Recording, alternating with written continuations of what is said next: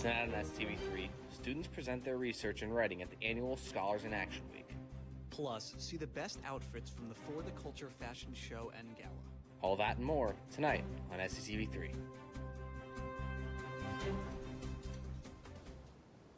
Hello and welcome to tonight's edition of SCTV3 Weekly News. I'm Patrick Fergus. And I'm River Mitchell. Thank you for joining us. We begin tonight right here on Alden Street with Springfield College's annual Scholars in Action.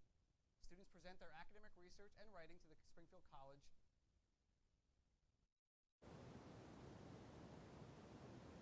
To the Springfield College community in a week-long four-part event. Presentations include poster sessions, paper or oral lectures, and Q&A sessions.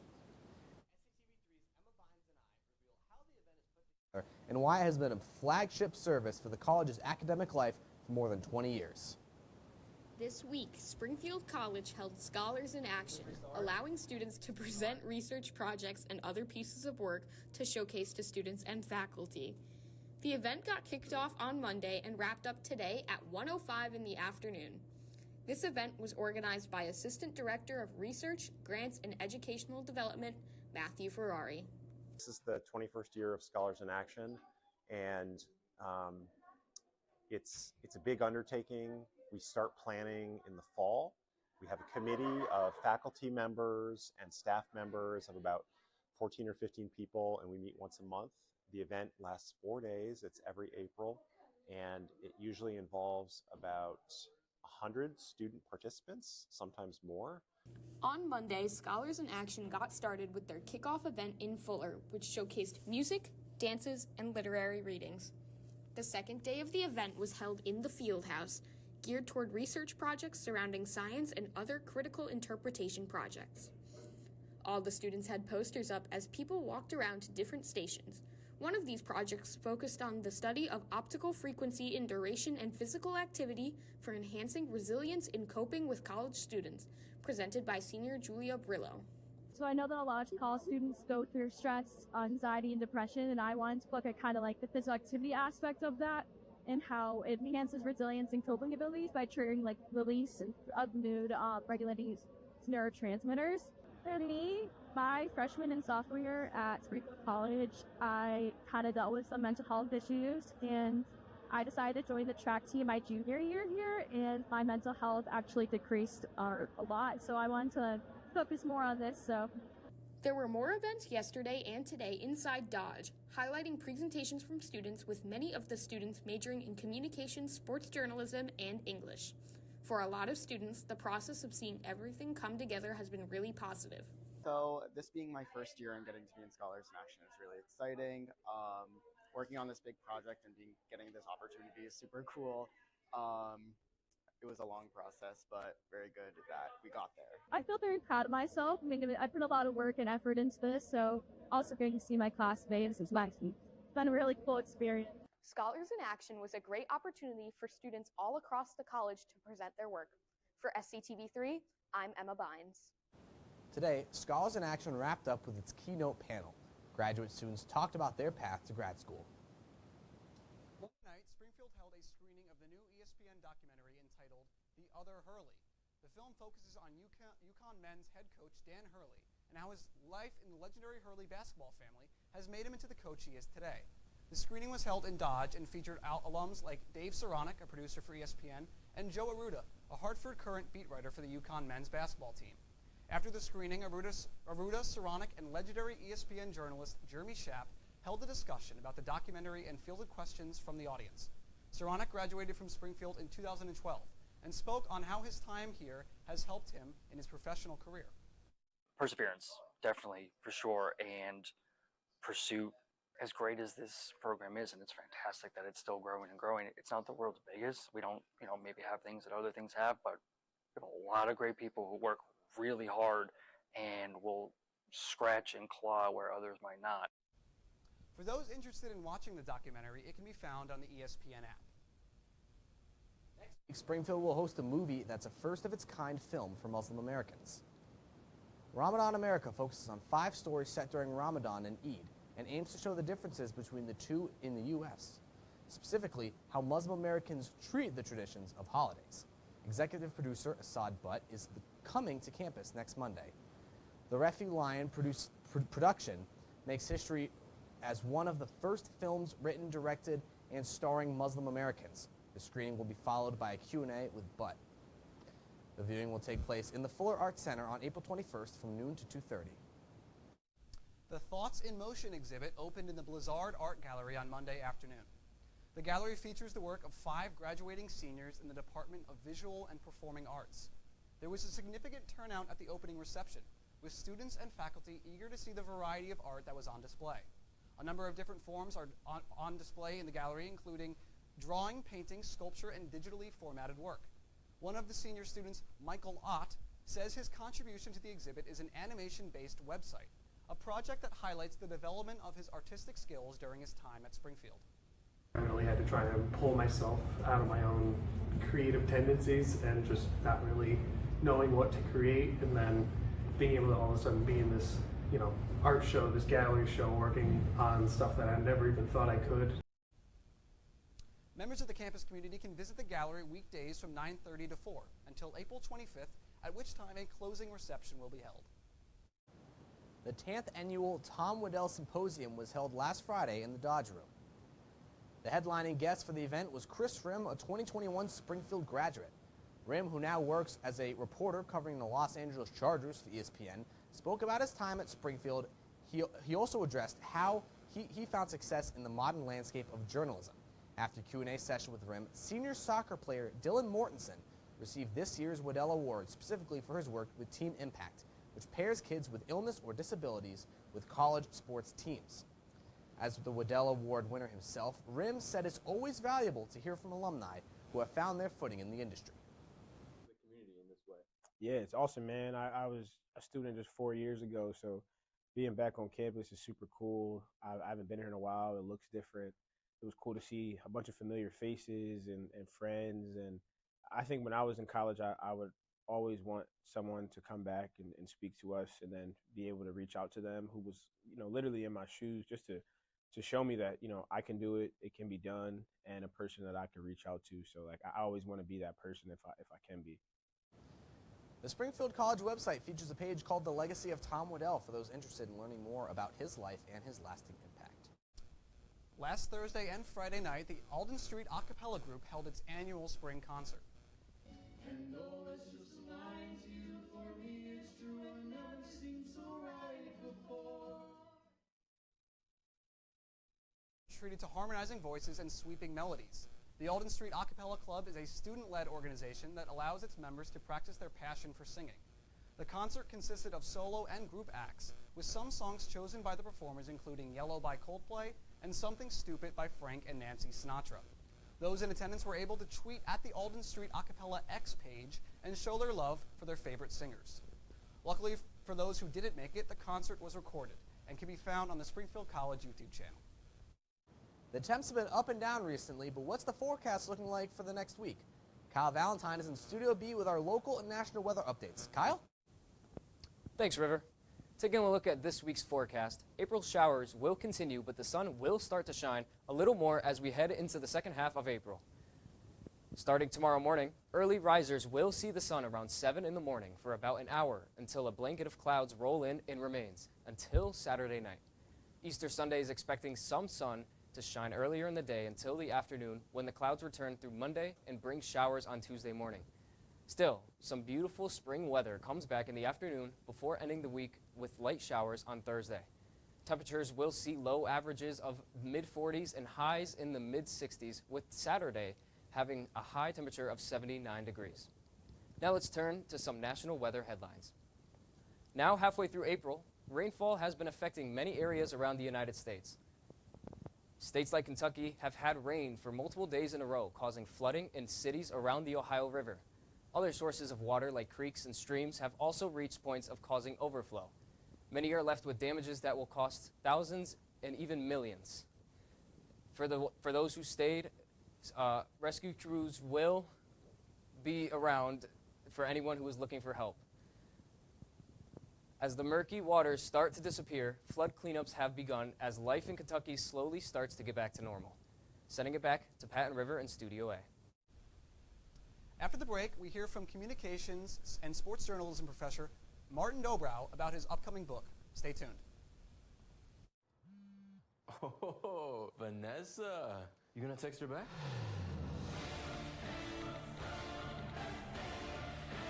Nope. I'm high. I'm gonna hit the treadmill. You're already making good decisions when you're high. We need to go meet the guys. I'm lit. Can you drive? Nope. I'm high. How about they come over? Where? Don't make an exception when it comes to driving. If you feel different, you drive different.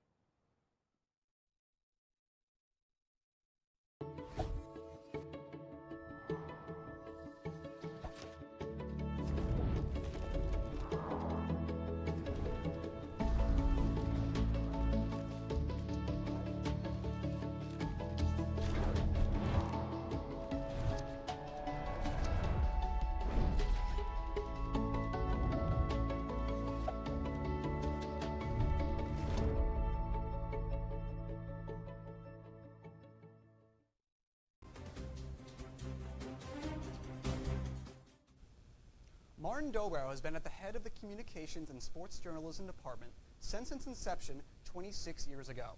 This semester is Dobrow's first time back teaching since he took a year-long sabbatical. Dobrow has been working hard on his third book, and SCTV3's Corwin Dixon spoke to him about his writing process and what the book centers around.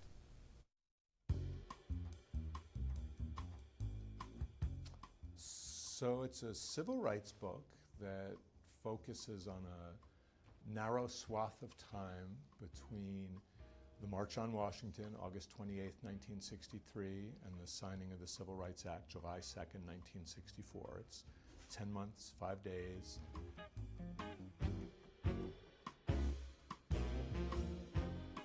You know, the way I came to it was really through a Springfield College story about Dr. King speaking at the 1964 commencement, some amazing circumstances surrounding that. And one of those circumstances was that 3 days before he was to be here, he was arrested in St. Augustine, Florida. And when I sort of asked myself the question, what was going on down there, that led to rabbit hole after rabbit hole after rabbit hole over many years, because I'm all sort of self-taught in terms of history. That has been the path. It's been hard, it's been fascinating, it's been long, because the learning curve was enormous, and I have this full-time job teaching here. But we're nearing the finish line.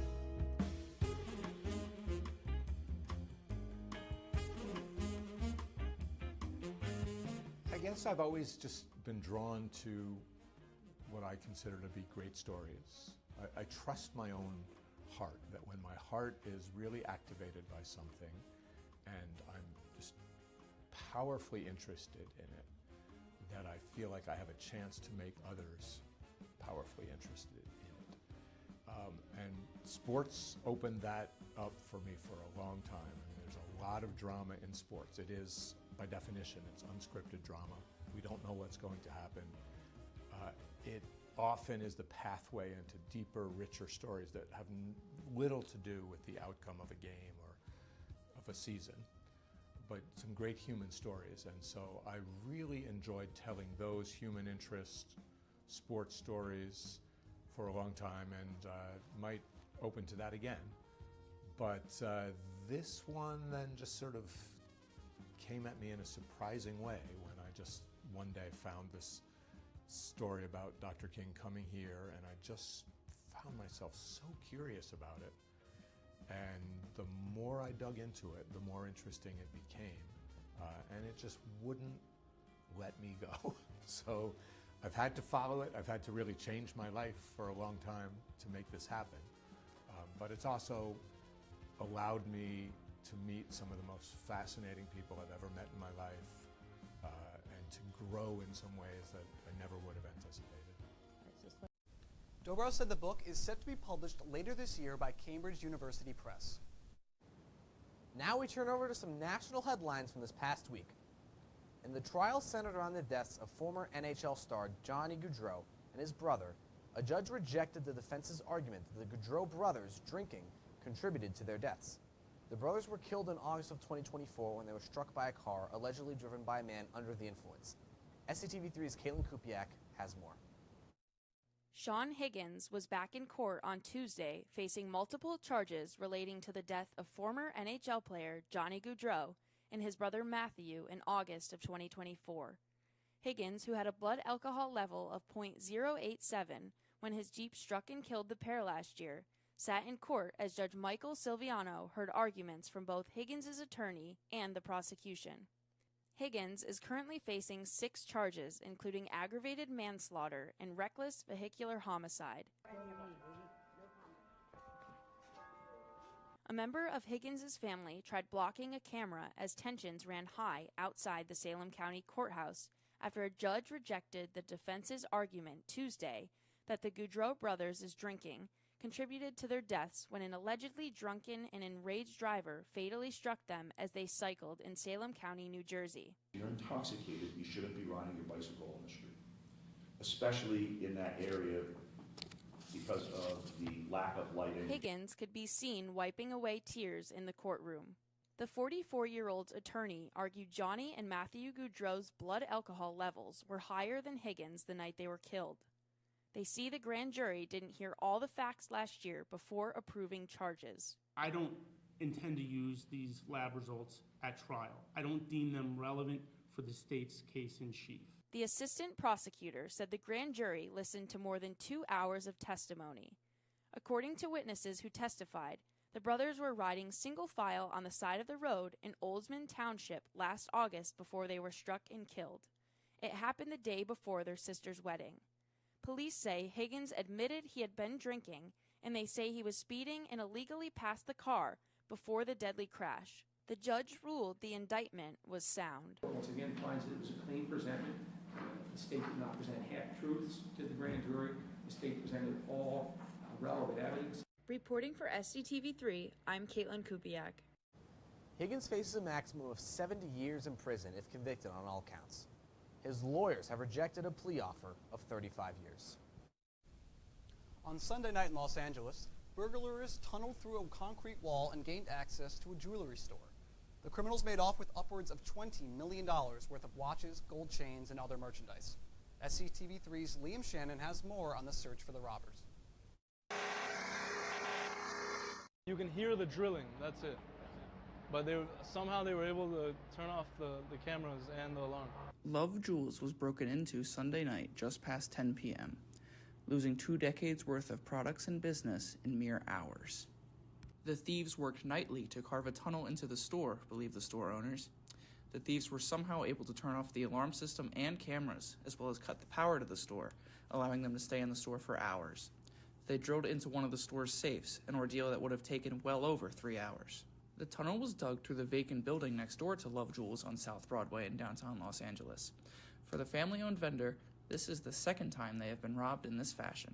The shop owner's son, who did not wish to be identified, believes at least one of the thieves had been in the store before, as it appeared that they knew their way around the store. Here for 5-6 hours, and in that time they were able to get in the safes, which usually if the alarm went off, they wouldn't be able to get in it for an hour. But since it didn't go off, they had all night here, and they cleared out everything. They literally dug a whole hole. They probably were digging it for a month. You know, they planned. The Los Angeles police are investigating the situation. They have documented the losses from the burglary and want to see justice served in this case. Reporting for SCTV3, I'm Liam Shannon. The LAPD and the FBI are closely analyzing the limited security footage, and there is no update on any suspects at this time. With the rapid growth of artificial intelligence, online scammers are coming up with new ways to target users. Shoppers especially are falling victim to scams about potential sales. SCTV3's Shane Barron has more. With artificial intelligence only getting better and better every day, it can be difficult for some people to identify what's real and what's fake. Now, with new AI tools to make professional-looking websites with ease, it can be even harder to spot fake websites and fall victim to scams. Vasul Jakal, the corporate vice president of Microsoft Security, shared how they do their part to find scams before they get to you. So it starts with really getting this intelligence and understanding the patterns so we can then protect against these frauds. We detect the bot sites, and then we do a lot of work to take down the bot size. And given the intelligence that we have, we've also been able to help law enforcement with that intelligence so they can take actions, including imprisonment. Some tips for protecting yourself against these fake sites are to avoid websites highlighting a limited time deal or limited inventory. Look for typos, especially in the URL. Some of these sites may clone or try to mimic real companies. If you're on social media and click on a link that takes you to a shopping site, close out of that page and go to the site independently. Also, check the reviews. Similar wording and all 5-star reviews are usually red flags. And finally, when you do buy something, pay with a credit card.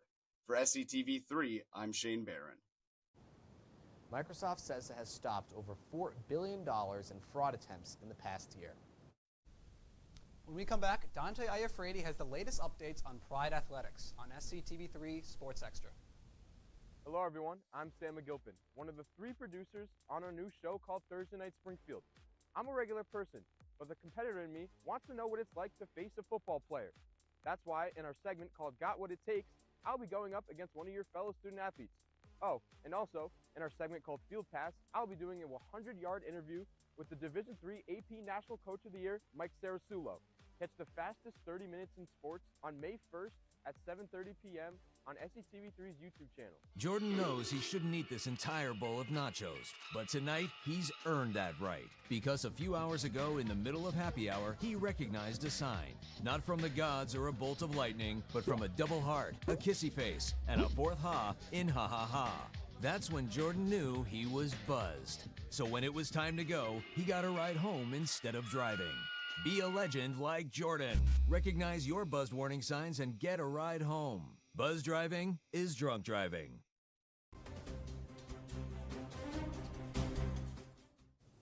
Hello and welcome to this week's edition of SCTV3 Sports Extra. I'm Dante Iafredi, bringing you the latest news on all things Pride Athletics. Here's a look at how Springfield Athletics performed this week. The baseball team fell to MIT last Friday 15-7, despite taking an early first-inning lead. Sophomore infielder Chris Bouchies had a 3-run RBI as he piped one into the left center field gap as he's rounding the bases at soft speed. And the Pride went 3-1 this past week, and much of their remaining schedule is on the road. They are back in action at Clark for a doubleheader this Saturday. Softball faced MIT in a doubleheader this past Sunday. MIT took the first game by a score of 7-0, but the Pride were able to bounce back with a dominant 11-3 win in the nightcap. It was junior Amelia DeRosa who had a 3-run RBI. Bases were loaded, and Amelia DeRosa, one of the better hitters on the Springfield softball team, put one in the left center gap as well. A diving play by the MIT center fielder could not get there in time, and that was a big reason why Springfield took the win. Springfield also took on Amherst in another doubleheader yesterday, sweeping both games. Now sitting at 17-9. The Pride take on Coast Guard this Saturday at 12-2. Women's lacrosse fell to MIT 13-11 on Wednesday night. But that was before Izzy Mazzi passed to junior Lily Johnson right over the center. MIT was able to hold on for the win in the new MAC play.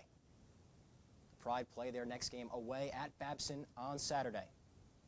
The Springfield College men's gymnastics and volleyball teams held a send-off Tuesday afternoon on the steps of Blake Arena before their respective national competitions. The men's volleyball team was chosen to travel to Kenosha, Wisconsin, where it will take on Mount Union on the campus of Carthage University.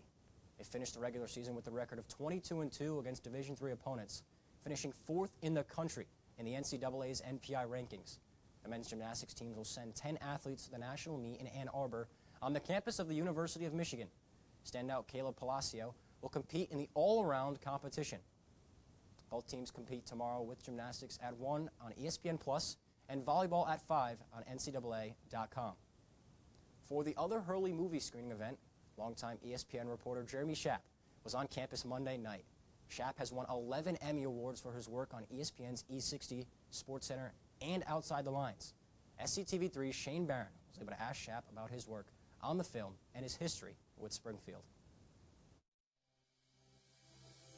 I have been to Springfield on many occasions.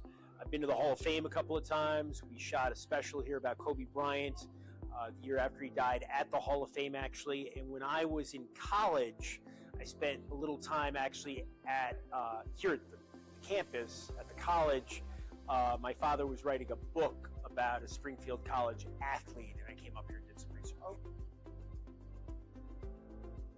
I wish I knew more beyond Dr. Naismith. Obviously, everybody knows about Dr. Naismith. The last time I was on campus, my father wrote a book about him. His name was Tom Waddell. He finished 6th in the decathlon at the 1968 Mexico City Olympics. I'm sure there is more that I do know. It's just I'm getting old. Yeah. Dave Zaranek is one of our top producer directors. We worked together for many years. As I was saying earlier in the evening, you know, I think it's a testament to Springfield College, how valuable Dave is.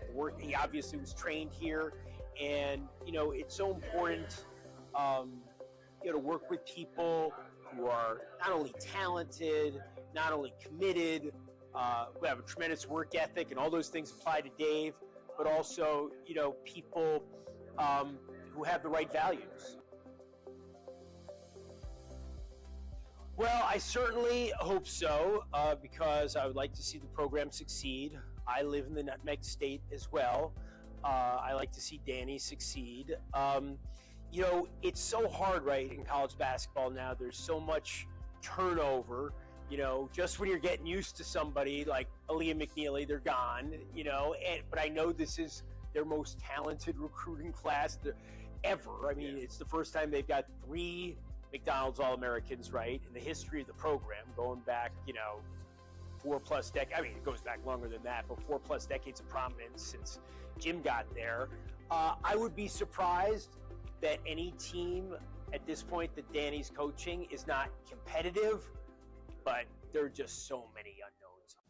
Shap also mentioned that he had a good professional relationship with the film's main subject, Dan Hurley, and it allowed him to be more open during the interview process. Now to take a look at this week's athletic schedule. Starting with the home schedule, men's and women's tennis has one of its biggest tests this season on Saturday against Babson.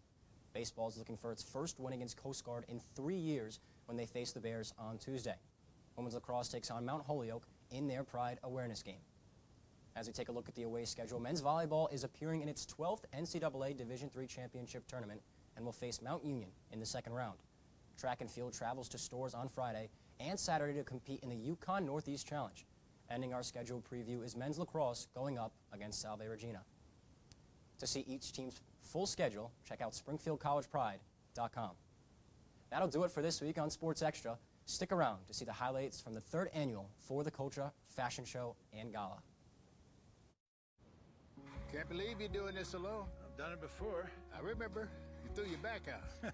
How you holding up? Hand me that board. Nothing wrong with getting help. I'm good. I did it when Felicia left. I'll figure it out. I know you will, but you don't have to do it alone. That's all I'm saying. If I promise to look into it, will you drop it and help me build this fence? Now you need my help. It can be a real pain sometimes, you know that? Mm-hmm. If you or a veteran you know needs support, don't wait. Reach out. Find resources at va.gov/reach. Hey guys, how are you today? Good. I'm here to talk about how with technology you can make amazing worlds. Come with me. My team and I bring the Halo world to life. Is that you? That is me. I wasn't a math genius and I knew nothing about coding. But you guys do. You guys have the power to change things. I want your job. I want you to have my job.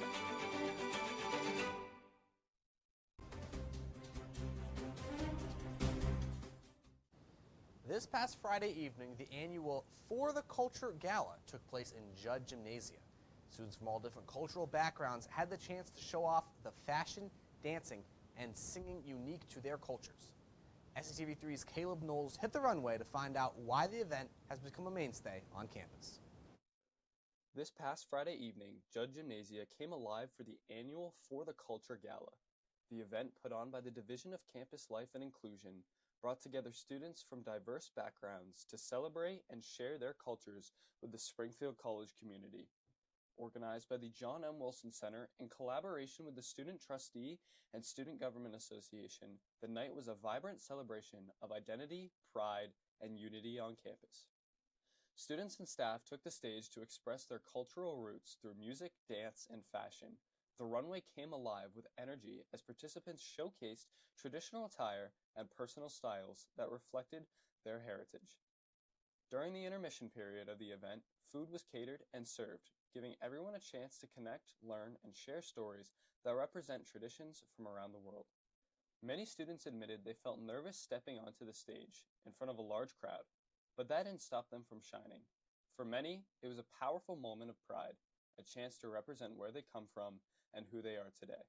I had a chance to actually represent my culture, my flag, which is kind of really important to me. So I really appreciate this actually fashion show that led me to do this.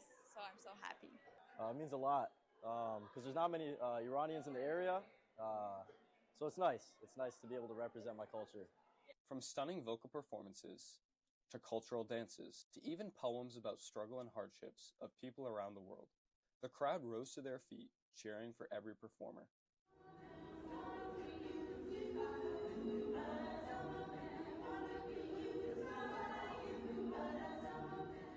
My flag, I waved it as much as I could. I think since I come from a very small country, it's not represented, and a lot of people don't know about Nepal, which I really think everyone should look into because Mount Everest and a lot of cultures are out from there. And I'm just proud as a student from like few community to be representing my country. Just proud. In the back of the venue, the Pride Pantry had a special table set up. Now accepting donations of culturally diverse clothing, students can now donate or pick up clothing, whether it's everyday wear or cultural garments, for free. It's the new initiative designed to promote sustainability while also celebrating cultural identity. There are more than 120 international students representing 40 different countries at Springfield College. The gala gave an opportunity to show the beauty and diversity and gave everyone an opportunity to share their story. Reporting for SCTV3, I'm Caleb Knowles. That's all we have tonight on Weekly News. Thank you for joining us. If you want to see more from us, check out our YouTube channel for past shows and stories. And tune in next week. Same time, same place.